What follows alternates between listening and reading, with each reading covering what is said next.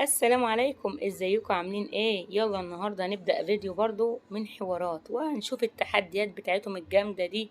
وآلاء حامل جديد وهتاكل سوشي وهي حامل، يا خبر ابيض. ايه اللي احنا فيه ده يا جماعة؟ سوشي بقى حرقوا كمية ولازم البنت تكسب، يعني مفيش كلام، لازم تكسب مش مهم ايه اللي هيجرى. يعني المفروض ما كانش دخلت التحدي يعني، بس هو لازم يدخلوا التحدي. ما ينفعوش يا جماعة يعني يعملوا تحدي من غير مثلا الستات. طب دي حامل جديد، نهال طبعا احنا عارفين هي حامل من فترة. طب دي حامل جديد يعني تضغطوا عليها وتاكل سوشي ازاي؟ مش عارفة. ما ينفعش تنقلوا كده الأطفال على جنب من تحدياتكم، ما ينفعش تعملوا حاجة غير التحديات الأكل. يعني عايزين نبقى مبسوطين معاكم في فيديوهاتكم، ان انتوا بقى تقدموا لنا حاجة حلوة، تدخلوا لنا بقى في مسابقات، حاجة بجد تفيدنا. انما لازم اكل ويعني وحاجة كده يعني مقززة والكلام ده كله ليه؟ واكل كمان غريب يعني، حتى مش هنجيب اكل عارفينها مثلا عادة نبقى متعاطفين معاه نقول يعني اكلة وهتعدي والكلام ده. انما حامل تاكل سوشي بقى حرق والكلام ده كله لا، ولازم تاكل الكمية اللي قدامها وتخلصها، يعني غصب. نرمي بعض في المية والحاجات دي كلها. وصلي على سيدنا النبي كده، الناس الموجودة معانا بقى تدعمنا بجد وتخش كده وتكتب رأيها في الفيديو، ونشوف الأطفال اللي بياكلوا برضو غصب عنهم دول. بصوا المنظر عامل ازاي. المهم التحدي يخلص، المهم ان الفيديو يعدي. تعالوا نشوف مع بعض. الأطفال وهم كمان بياكلوا، ده غير الحوامل اللي كانوا بياكلوا دول. أنا مش عارفة في ايه والله.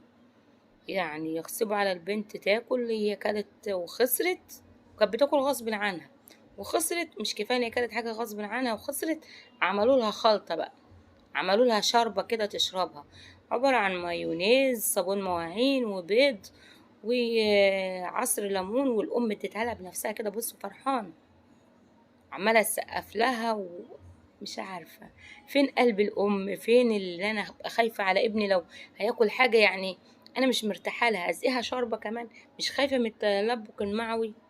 وكمان برضو هنا زياد ونيرة، الاتنين داخلين في تحدي قصاد بعض ما شاء الله برضو.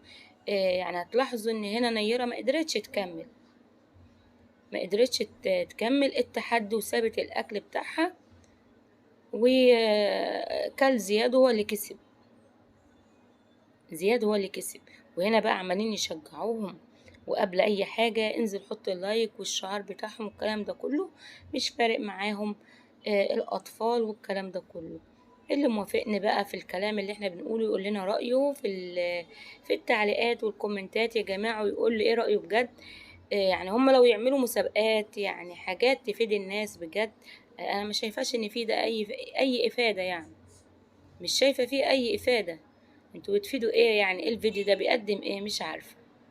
وهي حامل كمان وداخلة برضو بتاكل، وهي عادي مش فارق معاهم. يعني زمان الست وهي حامل، زمان ايه هو حاليا موجودين برضو بيقولوها لو ما تاكليش حاجة فيها شطة والكلام ده كله، علشان الطفل ما يجيش ان هو اقرع مثلا. بجد والله اهالينا او عندنا في الحي الشعبي ما زالوا بيقولوا الكلام ده. عادي احنا بنرمي الناس، وهم دول يعني معلش برضو ما احنا عارفين اساسهم وشايفينهم من ساعة ما بدأوا. يعني هم برضو من حي شعبي يعني عارفين الحاجات دي كلها. الشهرة هتنسي والكلام ده كله لا، الناس عارفة كل واحد وعارفة تاريخه ايه. يعني أطفال داخلة تحدي ستات حوامل عادي مش مهم، ولازم نكسب، يعني لازم نكسب. مش فارق الأم بنتها اللي دخلت وكلت وبعد كده شربت كمان خلطة هم عاملينها، وينزلوا في المية بهدومهم عادي جدا. عارفين لو بتعملوا تحدي يعني يفيد، انتوا كل جمهوركم هو أطفال يعني ما تفتكروش حاجة. يعني كل المتابعين معظمهم أطفال بتحب تتفرج على الجولات، بتحب تتفرج على حاجات زي كده.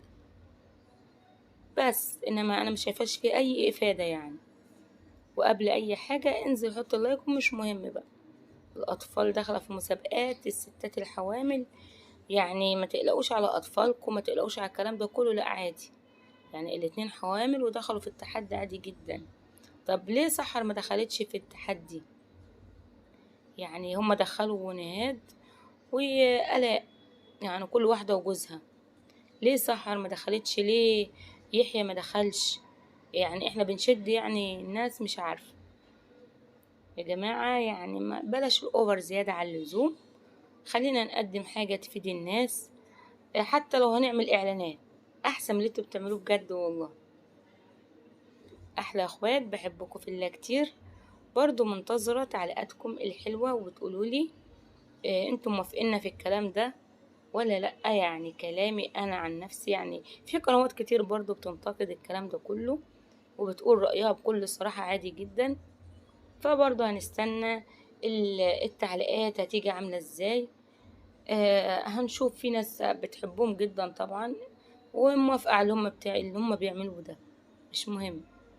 شكل الأكل هم بياكلوه كده وشكلهم ما شاء الله عليهم، يعني مش محتاج كلام طبعا، انتوا بتشوفوا عارفين. في ناس مش بتشوف خالص برضو ركنهم على جنب. بس يعني اهو، مش هنقول حاجة اكتر من اللي احنا قلناه في الفيديو. يا ريت المحتوى يتغير، يقدموا مسابقات حلوة كده نستفيد منها، معلومة تفيد الناس، نعلم الأطفال اللي هي يعني يعتبر عايزة أقول لكم إن 90% جمهوركم بيبقى أطفال. نعلمهم حاجة كويسة يستفيدوا منها بجد، يعني نقدم لهم معلومة يستفادوا منها. يعني حتى لو كل فترة نعمل لهم فيديو كده، طالما عندكم جمهور بيحبكم بجد والأطفال اللي بتشوفكم، انزلوا لهم كده بفيديو كده كل فترة يفيدهم. معاكم أطفال ومعاكم نساء ومعاكم كل حاجة، فيديو يكون محتواه كويس. بحبكم في الله كتير. السلام عليكم ورحمة الله.